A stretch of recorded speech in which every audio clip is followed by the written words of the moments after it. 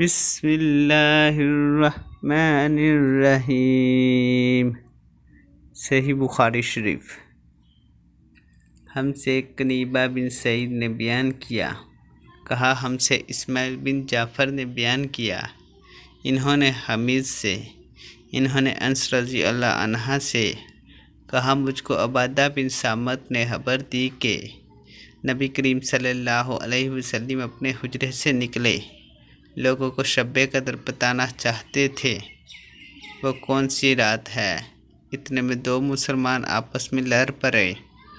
آپ صلی اللہ علیہ وسلم نے فرمایا، میں تو اس لیے باہر نکلا تھا کہ تم کو شب قدر بتلاؤں، اور فلاں فلاں آدمی لڑ پڑے تو وہ میرے دل سے اٹھا لی گئی، اور شاید اسی میں کچھ تمہاری بہتری ہو، تو اب ایسا کرو کہ شب قدر کو رمضان کی 27ویں، 29ویں اور 25ویں رات میں ڈھونڈا کرو۔